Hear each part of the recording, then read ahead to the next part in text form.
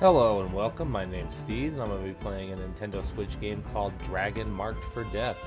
This is the second episode in the playthrough that we're going to be doing with the Empress character in this game, and thanks for joining me. The first episode was the tutorial level for the character and just going through the hub area of the world and going through some of the basic mechanics of the game, describing the game and that it's a 2D platform RPG action game that kind of plays like a cross between Monster Hunter and Mega Man. And the next mission that we're going to go to here with this character is the first story mission outside of the tutorial. So let's go ahead and get started.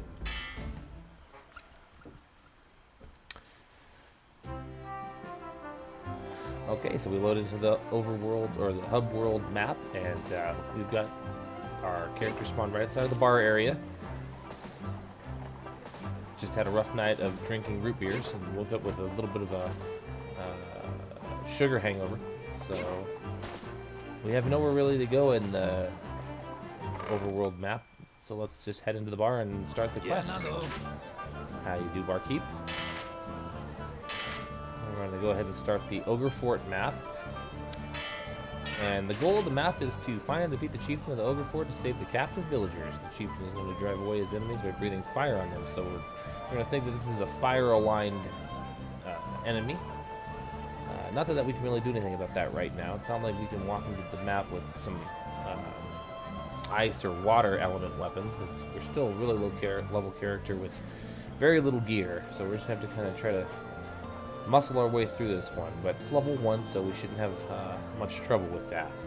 We have a sub quest here, at least an indication that there's a sub quest, and you'll determine that there are some of these with some of the clues that are in the goals area of the map details.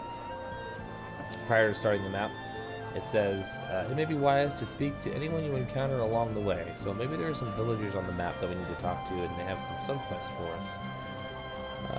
Looking at the rewards, we have 250 XP max, meaning that the maximum amount of quest XP we can get just for completing it is 250. You get XP by killing enemies along the way, but the maximum amount of XP you can get just from completing it is 250. And then money, 2,400 gold. That's going to be a nice boost to us. It's going to allow us to either buy some more gear or to use that money to upgrade some of our equipment so we can get a little bit stronger. So let's look at the drops. Just a refresh, the statistic that affects whether or not you get drops from the rare or the normal loot table is the luck statistic. All characters have strength, agility, intelligence, vitality, luck, and piety statistics, and the luck statistic primarily dictates which loot table you will pull gear from as you open chests through the map. It's a percentage chance based off of your with luck statistic being a modifier as to whether or not you pull. So it's not an outright certainty that you would pull if you had a high luck statistic from the rare table, and it's not an outright certainty that you wouldn't if you had a low luck statistic pull from the rare pull table. But it does help. So that doesn't really mean anything to us right now, but we could pull some pretty decent gear if we get lucky through the map. And we're going to try to complete this map as thoroughly as possible. We're not going for any speed runs here. We're not trying to just go straight to the boss and finish the map as quickly as we can. We're going to go ahead and walk through the map at a rate that, you know, we can see everything and fight every monster and try to grab as much of that juicy combat XP as we can. So let's go ahead and jump in and get started.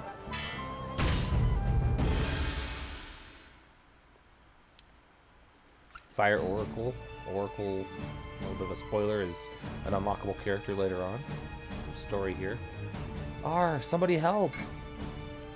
Kid yells, ouch, let me go. The Celestial punishes people who do bad things, you know. Doesn't look like these guys are concerned with that. Giant ogre-looking creature. Ogre King, gahaha! Plenty of my meals have said the same thing. And from the portrait, it looks like the Ogre King is the smaller creature there. But not once has any divine punishment come my way.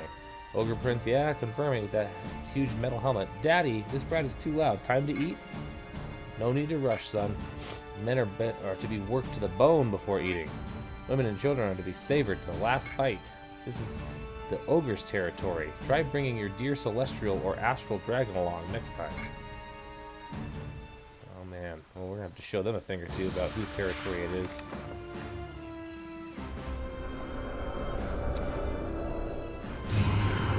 So this Empress character, just as a reminder, is a straightforward damage dealing type character. She possesses the power of the dragon sword, which is what that pink thing is on her arm there. Alright, so we've got a villager here, Medica. Seems that the ogres have started their rampage again. Some time ago my son got caught up in their warpath and was taken away from me. I was right after I gave him a pendant of protection too. Cruel irony, isn't it? If my eyes worked like they used to, I'd have rushed to save him. Alright, she says the same thing again. Alright, well that's sad to hear, but see if we can't exact some vengeance on your behalf. We got a fruit fly. It's one heck of a fruit fly, is it not? Alright, let's see if we get that treasure chest. There we go. Curing powder. Again, items that you collect from treasure chests aren't items that you can use in the mission that you collect them. You get them at the end if you succeed. Encountered a couple goblins here. What you want? Maybe you want my sparkly? Sparkly mine. You look tasty, just like old sparkly owner was.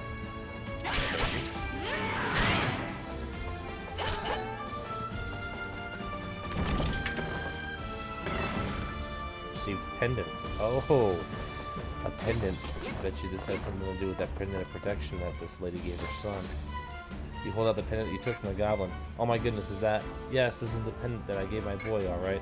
It has been a long time since he was taken. I already knew he won't be coming back. But at least you were able to get revenge for us. Thank you. We hear a little chime there. That tells us that we unlocked the side quest that was indicated in the goals on the mission text there before we started the match. Alright, lightest gold pieces. That purple herb, that would relieve us of poison affliction. If you look at the enemies as you hit them, their information panel appears in the top right corner of the screen. It tells us their element, it tells us some of their statistics, and those creatures that drop purple herbs are generally poison, and those are items that can cure poison afflictions. That's an element, wind element creature. They can afflict you with confusion status. They sometimes drop these green herbs that will cure that status. So just so you know, if you ever play the game and you get afflicted with a status, generally the creature that you get afflicted with the status by also cures that with random item drops. They don't drop them that frequently. It seems like we get real lucky with those. But open the chest, and then we got an accessory. So if we complete the map, I'll get something cool like that. Alright, so that's the edge of the map. You can't scroll through the map, which is kind of a bummer. It'd be cool if you could open your mini-map and kind of scroll across the map and see kind of plot out a path before you go there, but at least you get to expand the map. When the game first released, you couldn't expand the mini-map like that. At least not to my recollection. I keep talking about what the game was like when it first released, and I'm a little bit removed from that as well. It's been, I think, a couple of years since it first released for the Switch, so I might be talking out of school here about that. Alright, so aerial creatures, that thing died before we could really demonstrate it, but if you hit the aerial creatures with the dragon sword in midair, it'll generally slam them to the ground. You can attack them easier. The hitbox for the dragon sword is really, really big, so you can generally, reach them with that. See, like that. If you hit them with the dragon sword and don't kill them, it'll generally knock them to the ground. Oh, didn't make that jump. Looks like it was good. Just swing up there. So the cool thing about this game, just kind of reiterating from the last time we played, is that each character plays really differently from each other, and that extends to their map traversal abilities. So the Empress character has the Dragon Whip ability, where she can reach out and grab items like these pieces of fruit that are hanging off these trees and swing up to higher branches. And the further you are from the fruit or pole or post or node, when you attach your whip to it, the farther you'll swing. It's not based off of any physics or anything, I don't think, but it's kind of does rule.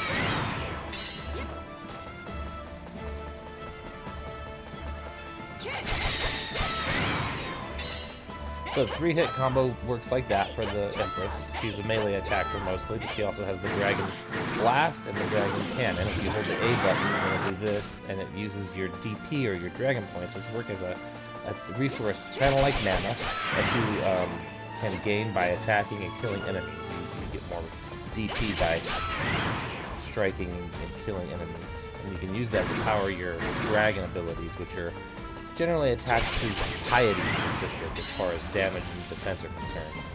So the higher your piety statistic is in the lore, the closer you are to your god, and the closer you are to your god in the mechanics of the game, the stronger your abilities that are related to that god are.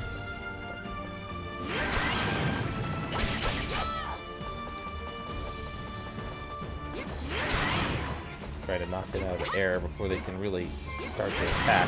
These fruit flies attack from above with a projectile attack that causes confusion, them being a wind element creature. So. These wooden posts, speaking on the traversal mechanics, those can be cut by the warrior character. Just a fun fact. It doesn't do anything in this map unless you can reach the top of this tree, and then you can break some logs that are at the top of the tree. And this game is designed with multiplayer in mind, so in a multiplayer game, you would take the warrior to the top of the tree, or he would get to the top of the tree, and then at the top of the tree, he would cut down the logs, and then any other characters that wanted to reach the treasure chest, because there is one at the top of the tree, would be able to open it. So let's swing up there just so you can see. I can't get past this, I can't jump high enough for it, but there's a treasure chest there, and if I was with the warrior, he'd be able to cut this down with his axe, because that's his weapon. And then we could get through there and get that treasure chest. Again, the 3-hit combo for the Empress. At the end of the combo, there's a little bit of a lag. Not a lag, but there's a... She's stopped her animation. She's stuck in her animation at the end of the combo. But you can cancel that animation with the Dragon Sword. So the Dragon Sword normally comes out pretty slowly. She has a whole wind-up animation. But if you use it in the middle of a combo, it comes out really fast and it cancels the animation at the end of the 3-hit combo. So that's, you know, a little bit behind the numbers there, I guess. Ooh, gotta watch out for these guys. They do a head ramming attack, and then they, again, looking at their infographic at the top of the screen there, their wind element and their club attack, if they hit you with this whirlwind attack, it'll confuse you and reverse your controls. So you can see my controls are reversed now. A lot of enemies aren't like got the highest evolution of AI. They just damage you by touching you. So you take touch damage from enemies, so it's best to avoid touching them when you can. So my controls are not reversing anymore. The confusion effect does wear up after a time. And that goes for you and for enemies, so something to remember if you ever afflict enemies with a confusion mechanic. Generally, when you afflict enemies with a confusion mechanic, they just stand in place. Or some of them have different functions that they do. Some enemies can heal you. A lot of them attack other enemies in the vicinity. Some of them just stand still. Okay, picked up a little gold there, so you should get that whether or not you finish the mission. There's some gun from enemy kills. Alright, when you break these vases or vases or urns or whatever you want to call them, sometimes there are little Shumagorath looking characters in there, and they're enemies, and you need to kill them like that. Called a Watcher. Around him, which kills it. Right, so you gotta kind of tempt them out so you can jump past their attacks. There we go. A couple of ways of dealing with them.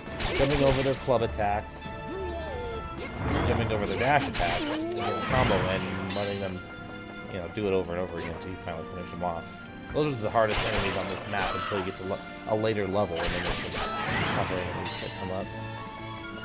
the cool thing about this game, another cool thing about this game, I should say, is that as you beat the levels, they unlock higher level versions of the levels that give you better gear, increase the level of the enemies, which in turn increases the amount of experience that they give for you beating them, increases the XP and gold rewards. So here we cut up the Ogre King as the prince, and hopefully that wasn't the child who he had to begin with.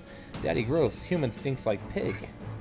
Ogre King, a worse stench than an ogre? I know this smell. You're of the Dragonblood clan. Gahahaha, the abominable Dragonblood clan. The clan whose power even the divine family once feared, now at the beck and call of peasants. The mere sight of you disgusts me. Let's end this right away. Come on, son. Alright, so it starts off with a charge. You got these hooks at the top there for you to use your dragon whip. Keep blows fire, which they indicated you might do at the beginning of the questing quest. This will wind up in a club attack. You're just getting close to get past that. And then you'll knock the platform down, knock you down. There's 3 platforms that will break before you get to this final phase. Boss fights in this game work generally in phases, and then at the end of the beginning of the final phase, the Dragon Spear will appear, which is a power-up ability from heroes. And that gives you a full heal, and it gives you infinite DP so that you can use your powers differently. You just have to break the sphere and pick it up. And then the dragon combo will be unlocked. There's an animation here. You get some iframes, but I don't think I'll get enough to get away from this slime. And then a little bit of a dragon damage will occur as it's called a dragon combo. Jump these. Now I can infinitely use this. Barely avoided the charge.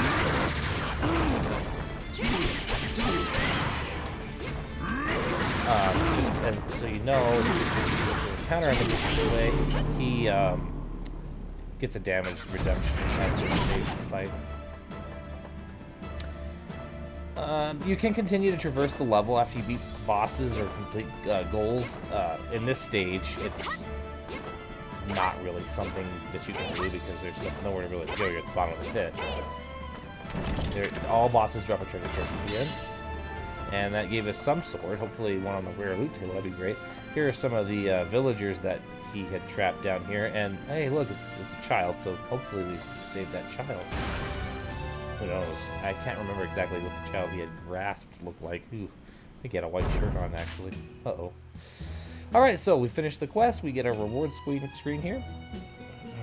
And let's appraise with the plus button. And this is everything that we gathered from the mission. Some of this stuff was dropped by enemies, some of it was out of a box. We got a short sword +1, alright, cool. That's actually an upgrade from our hunter's sword. And that actually gives us other statistical upgrades other than just straight attack upgrades, so that's good. +1 versions of weapons generally do improve stats other than the attack or magic attack or defense of an item. So it's always a good idea to try to get those +1s when you can.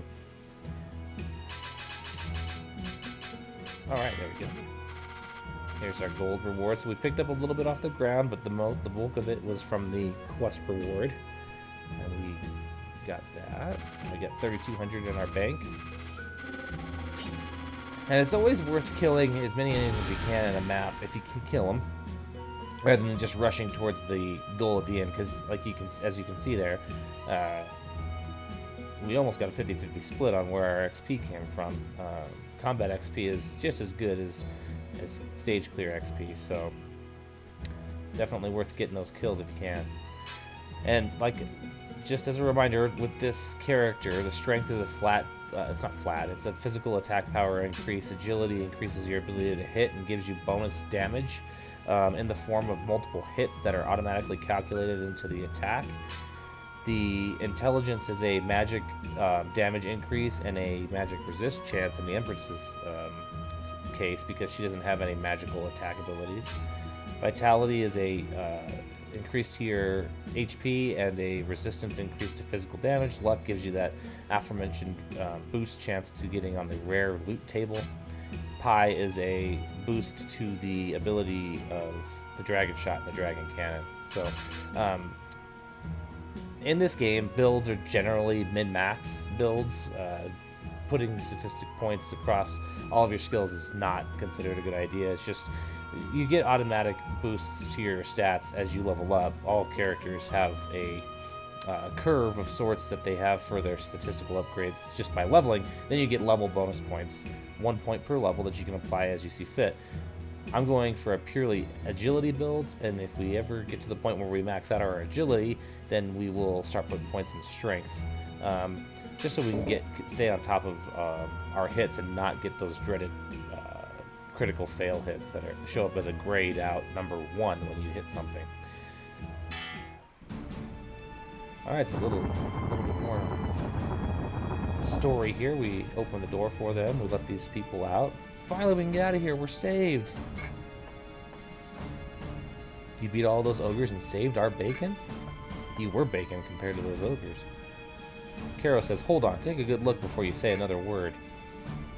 Ah, you're of the Dragonblood clan. Didn't they all run off deep into the forest hundreds of years ago?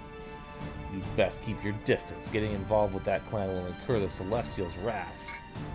You've got a point. Okay, well, you'll accept my help when we save your bacon, huh? But you'll be my friend. Fine. The innocence of a child. Come on.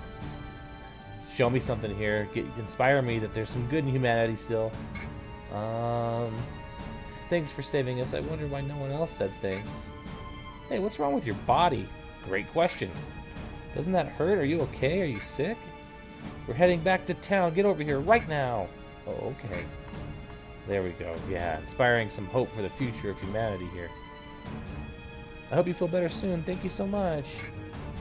Yeah, no problem, little buddy. Alright. Someone seems to be in need of help. So in the top right corner of the screen, we've got a little storybook with an exclamation point kind of urging us. And that's telling us that somebody in town has a quest for us, which if we talk to them, they will trigger a quest appearing in the bar menu of our list of quests or missions. The problem with this is that you don't know who it is that has the quest, so you kind of gotta scour the town looking for somebody with an exclamation point in a text bubble above their head, which can be a little annoying if you don't know where to look. So we'll just go ahead and look for somebody with an exclamation point over their head. That way we can unlock another quest. Not that way.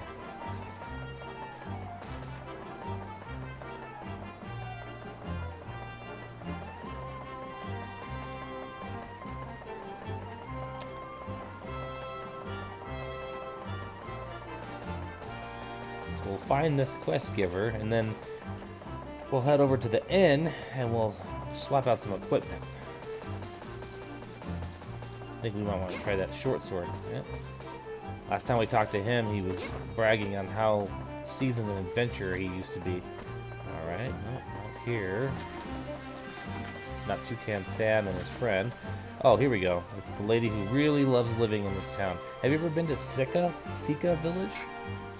I have a friend who lives there. She told me the water there suddenly became undrinkable. I wish I could go help, but I don't know. I know I wouldn't be able to do anything about it. Could you visit and see what's the matter in my place? Sure. Have you ever been to... Okay, alright. Okay, telling us the same thing again. We get it, we get it. You want us to go to your village and see what's going on. The NPCs in town, after you talk to them once, they've said pretty much everything they're going to ever say. So, one of the criticisms we went over this last video that was levied at this game is that there's not a lot of variety. And that's true. There's not. But what the core of the game is pretty good. Pretty fun. It's right up my alley, I would say, because I really like the grinding and the mindless aspect of the game, where you don't have to really think about it too hard. You can just get in there and cut up some monsters, grab a little cool loot, and move on. So in the end, you can check out your equipment. You can switch between characters if you've created other characters. They all share an inventory, so it's kind of a cool thing. You can switch between your characters and like equip them with stuff that you found that they may be able to get into, and they don't have to go grinding for the same stuff. So you can see what's in your item trunk, assign a command to your text bubbles in case you want to talk to folks in the multiplayer matches. This has kind of a robust quick chat feature, so there's a lot of quick commands that you can add to your control scheme here. So I don't play a lot of multiplayer myself. It can be kind of a chore getting into multiplayer matches simply because the multiplayer function on the Switch, the version of the game that I'm playing, does not allow you to join games that are already in session. So I can't speak to the Steam version. I've never played that one, but on the Switch, you can only join a lobby if the person that's starting the match is still sitting in a lobby waiting for people to join. So that's it can make it seem like the multiplayer games are dead. The game in its tips section and its loading screens, if you ever see the tip that says, you know, if you're having trouble joining a multiplayer game, start one and sit in the lobby and wait for people to join you instead. That's kind of their solution to it. It's not an ideal solution. If you want to play multiplayer, just sit and wait. There is a Reddit r/ subreddit for Dragon Mark for Death, I believe, and you know, probably find people there, but the single player aspect of the game works pretty darn well if you ask me. So let's see here. Okay, sorry, gotta get focused here. Swap out that Hunter Sword for this short sword, since all the Hunter Sword's giving us is 14 attack. This will add 3 to that, give us more agility, and add some crit chance. Alright, let's see. We did pick up another Ogre's Bangle, which would give us more strength. But we got that Leather Chugger, which is adding agility, so let's go ahead and stick with that for the time being. Alright, good luck on your adventure, says the innkeep. Alright, so we can go ahead and start another quest. Yeah, no. Alright, so just to show you, you can see now there's a level 10 version of the same Ogre Fort quest that we just went through. It's all the same story, nothing changes from that perspective. It's just that everything's levels are increasing. There's actually different drops, so it can be good to go to these and try to pass them at higher levels. We're level 7 now. The game suggests that you attempt material or content that's 5 levels lower than you in order to get through it easily, simply because it can be too hard to get past the raw damage and health and statistics of the enemies that are more than that many levels below you. But if you know where they're at and you played it enough times, you can get through those missions. But the conditions and the gold, none of those change, none of those, and the story doesn't change. So you can see that we've got a flag next to that quest now, and that's one of 8 flags on various different quests in the mission log. And what it signifies is progress towards achieving a secret goal, which is an unlock. And if you complete 8 quests flags, and there are only 8 that have flags, so there are only 8 quests that have those sub-goals, then you'll unlock something special. So, but not all of those quests are currently unlocked, so we shouldn't try to chase those right now. Let's go ahead and just continue forward with the story, which would mean going to the Dreaming of Treasure quest. And you can see that kind of makes sense that that's the next story mission, because it puts it at level 3. Our character's level 7, so I mean that's not exactly the 5 levels below, but it is fairly close to what the game kind of draws out for you as far as how high above the content in level you should be. When we talked to the quest giver in town, she gave us this quest, Polluted Water. That's the quest for going into the town and meeting up with her friend. That one's a little bit higher level, but the conditions are a little bit different. You got to purify 3 ponds. It's not killing a boss. It's not killing a bunch of monsters. It's actually going through and it's got a different condition, which is in the quest, you would see. We're going to try to complete that and the Dreaming of Treasure quest before we wrap this one up. So let's go ahead and go to the Dreaming of Treasure quest before we wrap this video up, I should say. Try to make a little progress here and show off some of the different missions. What does the Dragonblood clan want with this village? If you're here to steal the ogre's treasure, I've got some bad news for you. Some ogre oaf lost the key to their treasure trove. Just give up and get out of here. So we're in the same map that we were just in. But the way the maps work in this game is that for different missions, different areas are blocked off with various blocks or stones or doors or barriers. This is telling us to go to the left first. So we're going to have to go to the right, but we'll go to the left first. You there, have you seen my daughter? There's been so much trouble lately, I told her over and over not to go outside. You can meet up with this girl's daughter. It's not a side quest. It doesn't really give you anything for doing it. But you can talk to her. We'll see her here in a few minutes. Jump over them. Just hit them with a combo. We're high enough level and got good enough gear to where that's that guy's easy to kill now, even at the level 3. If you ever see those, it's going to have like some kind of sand crab. Just don't walk over it flat-footed or he'll grab you, paralyzes you, and does a little damage.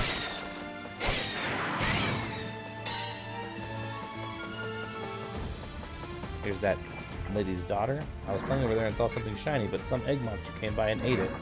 So the, I guess, village patriarch or villager that we talked to when we first started the quest was talking about an ogre oaf dropping something. This girl's indicating that it's in the direction that we're traveling, something shiny, and that's the key to the door that we need to progress in this quest.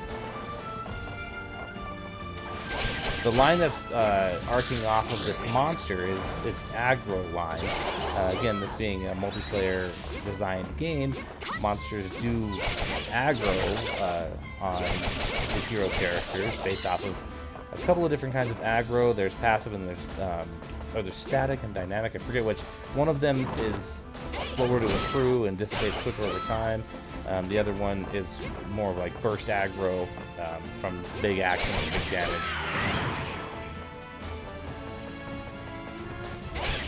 As you can see, there are very few friendly creatures. Generally, you can leave with your sword and be alright. So there's the door key that the ogre oaf that dropped. And that's going to allow us to get into that ogre's castle and get some of that delicious treasure that we're seeking. So we're going to try to get up there. Oof, got us.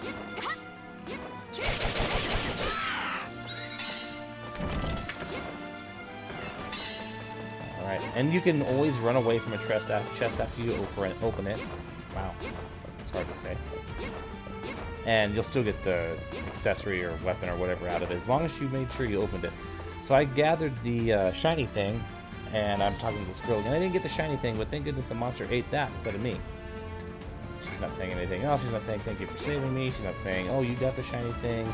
There's no progress in that quest. The lady points that your daughter's standing over there. The daughter points that there's a shiny thing in the direction that she'd already be traveling because the arrow told you to go there. You talk to the mom again. She's not relieved that you found her daughter. It's not a subquest. There's nothing to it. Let's talk to the village character again, Parnith, and he says the same thing that he said when we started the quest. So we got the key, and now we're progressing.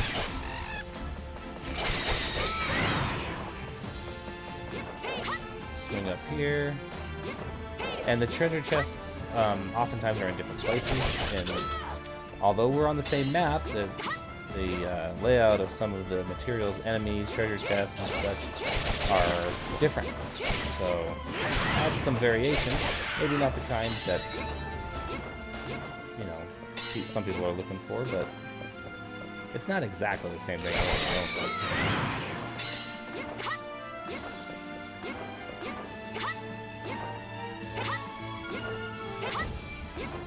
Got some aggro.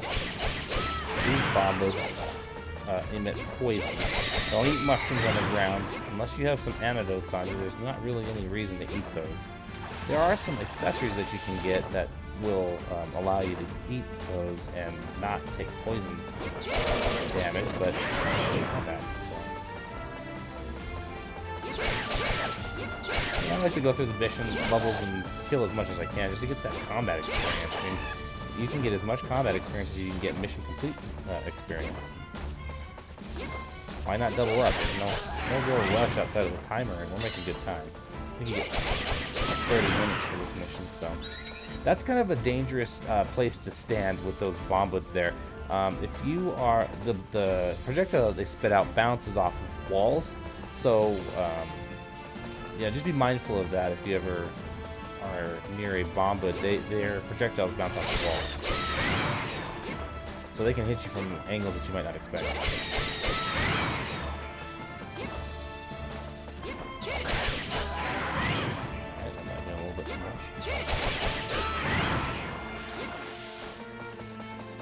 Those creatures emit a poison bubble, like a stream of bubbles out of their maw, as you said.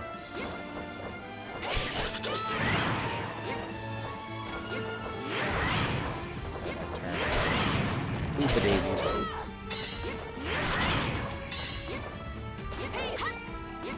I believe, yeah, there it is.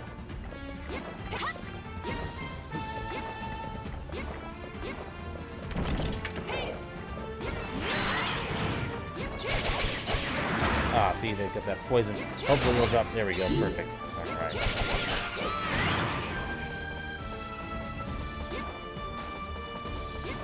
Red enhanced gems are used to enhance equipment. And you'll get those at the end of map completion as well. At the bottom of the screen, you'll see a green bar with 1,000 above it. That's the retry bar. You complete the mission without using 3 retries, you'll get some extra experience.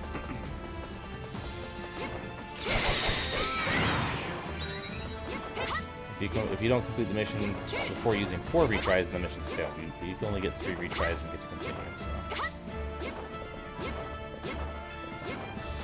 Right, no treasure chest there this time, and we opened up one of those urns, and there was a watcher there, but can't really get to him, and he can't get to us. So.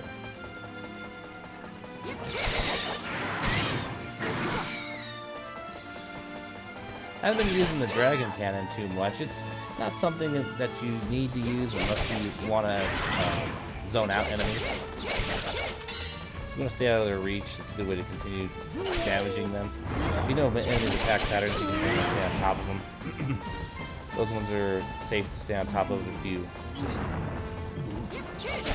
don't get too invested in a combo like I just did. Couple hits, back off. Alright, so going through those blue rays of light generally means we have to fight a boss or a mini-boss. This boss has phases, so it starts with this phase, and then drop some poison traps on the ground that will lock you in place if you don't hit them. And then the mandrake will come up, screech, and it'll confuse you if you don't jump over those little upsurges in the ground, those little, I don't know what you call them, dust devils that it's emitting? I don't know. Also getting too close to it where you're in the radius of that screech will confuse you as well, which will make your controls go backwards. Alright, so we're going to continue moving to the right here. You can see that the screen is black. We do have an item in our inventory called a torch. That will illuminate the area around us because you cannot see where you're going. Another remedy to that is to zoom the camera in. You won't really see what's in front of you, and it makes things a little bit scarier. But if you take things slowly, you can generally progress without dying. A lot of the problem is that this area's got a lot of not pitfalls, but because there aren't those, but drops that drop you into a bunch of enemies. So we're going to pop that torch. There we go. So now we got a little bit of a radius. See where we're headed.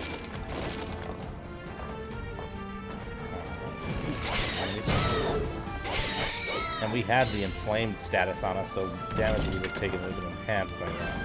It lowers your defense. Alright, got a door key. A little secret here. You can tell there's a difference in the darkness there. It's not just that background black color. It's something overlaid there, so walk through that. We got a door key. What's it for? It's for this. There's a treasure chest there. I've noticed that there's a high probability of Watchers being in those 2 urns there, so just be mindful of that. They'll just walk through swinging your sword. You don't take damage if there's a Watcher there. It's kind of their purpose is to slow you down. Try to make you honest, make you not just run around smacking those things. We're gonna zone him out. There we go. Our dragon shot is fire, so that has no effect on the Will-O-Wisp. So it's a fire elemental. And that's a pure fire elemental, so not all fire elemental creatures are unaffected by fire damage. That one.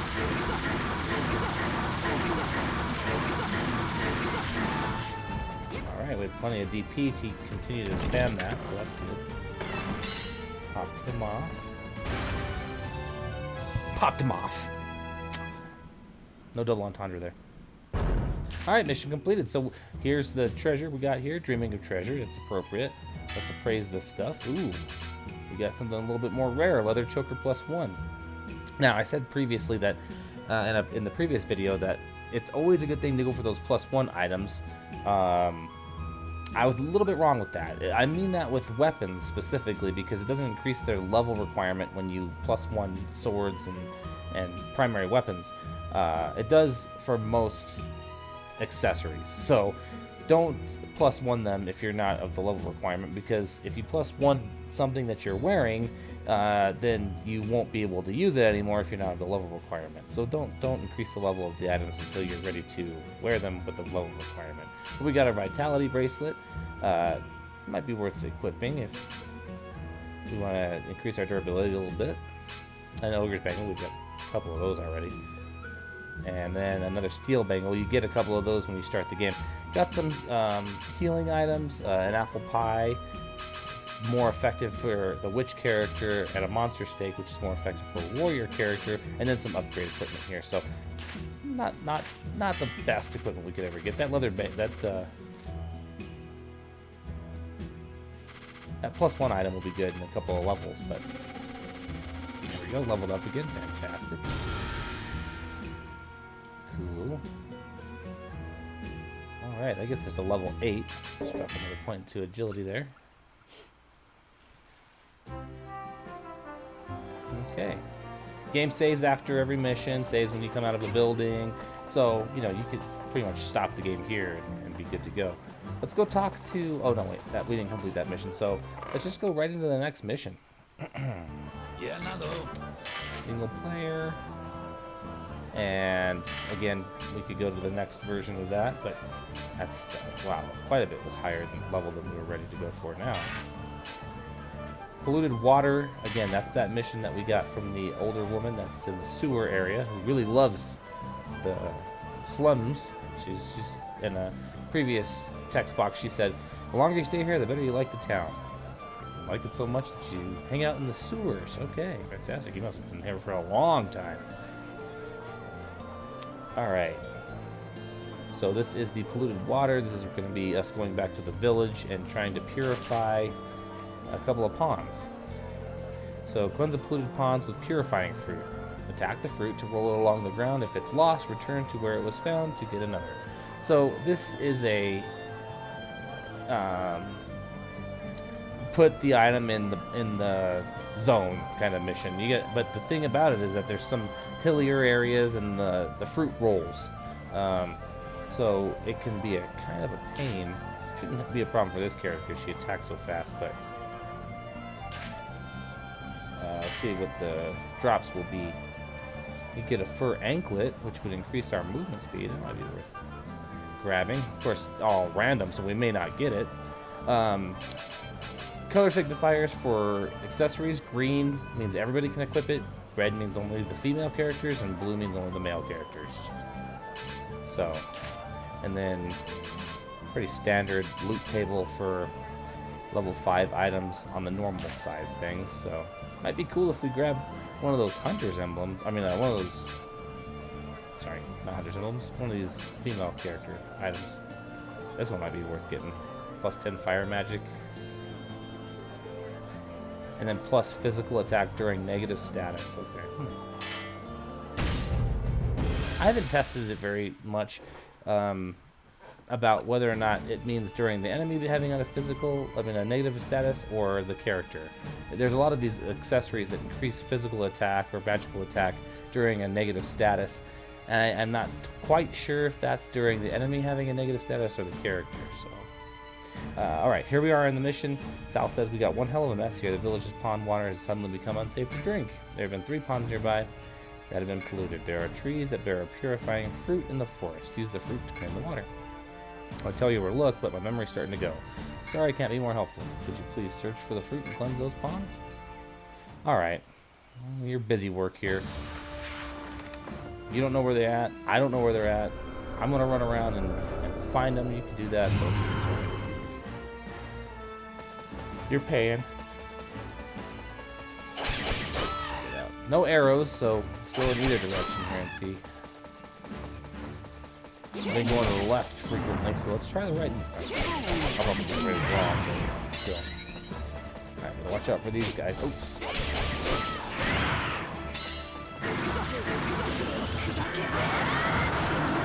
Alright.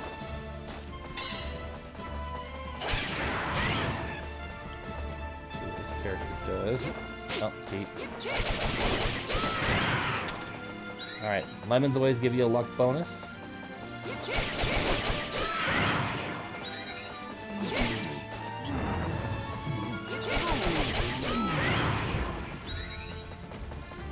Oh, and then if you pick up another piece of fruit that gives you a bonus, it's gonna swap it out. You don't get both.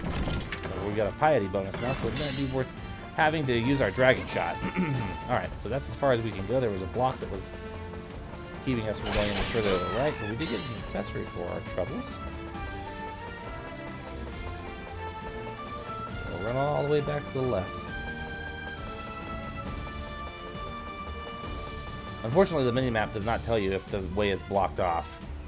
It doesn't show you that there's temporary barriers or, map-specific barriers. All right, this blue hanging fruit there, that's the fruit that we're looking for. So let's go ahead and clear a path before we try to get it. I don't want to be doing enemies shooting me with their paralysis arrows while I'm trying to move this fruit along. So, oh, there's a treasure chest up there. Let's go ahead and grab that too. So we only focus on moving the fruit. All right, so you just pop it out of the tree.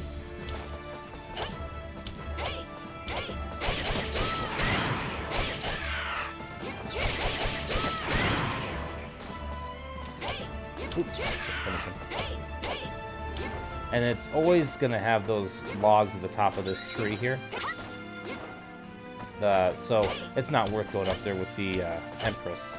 She's not able to get past those logs. I'm not going to investigate that.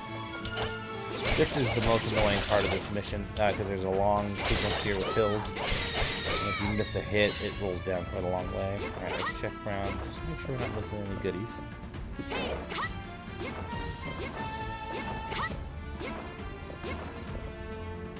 The good news about these is that they do stay where they end up. So they don't despawn or anything. Unless you knock them somewhere where the game knows you can't reach.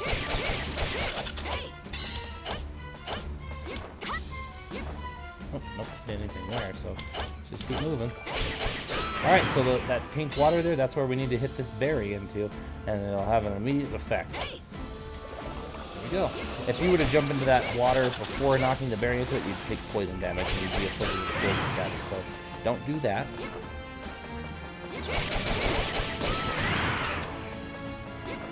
I want to go up there and take out that poison killer. Or demon killer, too. Alright. Every little XP counts. And we've got 26 minutes yet, so I've got a feeling we're going to get through this okay.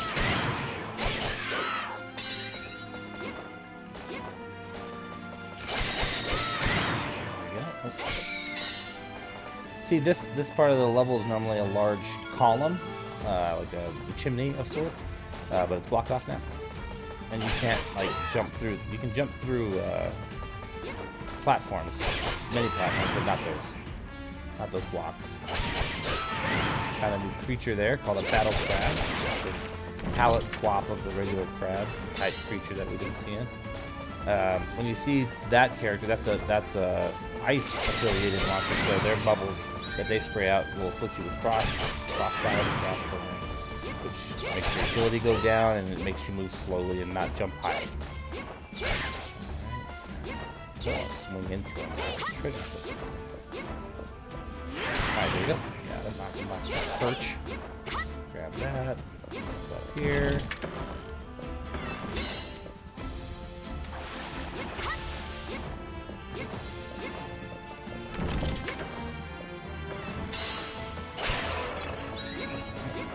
There are the flat HP increasing or restoring items like, you know, turkey. Oh boy, see, there we go. It's poison. We had full health when we fell in there. Let's not chance it. It may end up ticking us to death. Just gonna drop an antidote. That's why you bring those items. Just in case. Just remember to restock before you start another mission, because the game does not do that for you. It doesn't hold your hand in that way. You'll think, oh, okay, I returned to town. It refilled all of my items. Nope. Now I'm going in there without anything, and I fall in that poison pit or something else poisons me, and I'm toast. Oh, it's a dragon blood again. Yeah, it's a dragon blood. Fixing all your problems. Aren't you the guy that I just freed from the clutches of the ogres? Jeez. I understand being afraid. Oh, see, I just picked up that poison mushroom. That was not a smart move. That's just me kind of rolling my thumb across the down arrow when I was moving. So, down arrow picks up items off the ground, so be careful.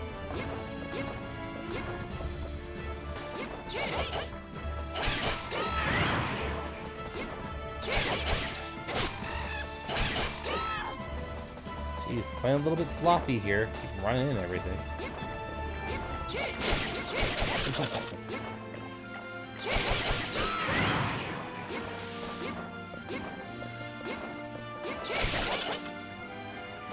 Alright, there's our last berry.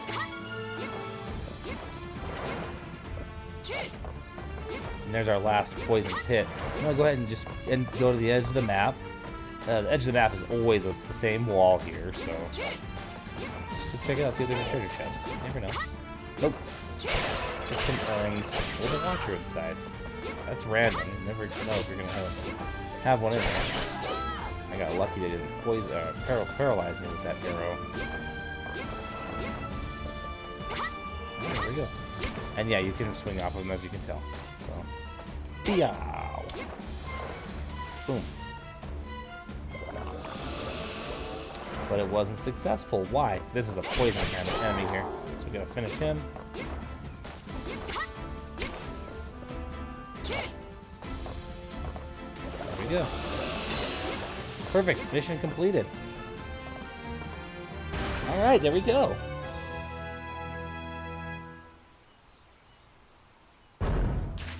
Let's just appraise everything and head back to town. We got a ribbon brooch. Nice. One of those. Pretty much that thing, the item that we were looking at and hoping to kind of get. Now, it really not super helpful for this character because fire magic act, that's fire magic accuracy, that gives us an increase to the amount that or the frequency that our fire magic hits. But the dragon shot and the dragon cannon are not fire magic, strictly speaking. So that's not going to give us any benefit there. It does give us a burn resistance, so if we are going into a mission where we know we will be fighting a monster that would apply burn to us, might be worth taking. And then plus 10 physical attack during negative status. I'll have to do some testing and get back to you on whether or not that actually is with the character being under the effects of a negative status or on the enemies. It could go either way. If you know, go ahead and write a comment down below and let me know, because that's not something I really pay much attention to. But we got some basic items other than that, and then quite a few enhancement materials. All right, on to our gold rewards. Picked up 104, got 3,000 from the mission, so let's get that up to 8,888 gold. And we got another level. So that's awesome. Not much of a bonus. All the survival and clear bonuses are variable based off of the mission. In the Ogre Fort mission, we got 125 for the survival bonus and 125 for the clear bonus. This is a higher rated level mission, and we only managed a 38 and a 37 for those without getting any using any retries. So always go for that combat experience. Don't get those kills. That's going to be your biggest, especially early on. It's going to be your biggest source of level ups. Actually, later on too. I mean, the XP from enemies is. First of all, you always get it, even if you use all your retries. That's something you get after every match, even a mission failure, and it's a way better source of XP than the bonuses. Those are just a nice little cherry on top. All right, we need to get a level up, so let's put another point in our agility. Keep getting those juicy crits. And here's Sal with a monster in the pond, so that's what was polluting the water. Thank you kindly for your help. You do good work for someone so young. I'd offer you some respite in our village, but it seems folks are pretty damn scared of you. Sorry I can't offer you any more than that. Well, you gave me $3,000. I'll be all right. All right, so that was 3 more missions for the Empress. We made some good progress. We found some items that will help us move forward. We upgraded our sword to the short sword +1, gave us some extra stat allocation there, into our agility, and we moved a little bit forward in the story. So I'm gonna go ahead and call it a wrap there. Let's head over to the bar before we go and see what we're gonna get into in the next session. The next story mission is called the Sea of Tumult, and that's just kind of from experience, knowing the progression of the story. Because we do have a lot of quests here, but some of these are from downloadable content. Some of them are from other quest givers. Actually, I think all of this stuff is downloadable content. The Undying Dragon was unlocked when we finished Polluted Water. The Frigid Nest was unlocked from completing other quests before. So these 3 quests, Sea of Tumult, the Frigid Nest, and Undying Dragon, are story related, or through progression from completing quests. Aim for high heaven. I'm trying to remember. Yeah, this is from progression too. So this was unlocked from what we were doing tonight. So, but the Infernal Labyrinth and Eastern Treasures.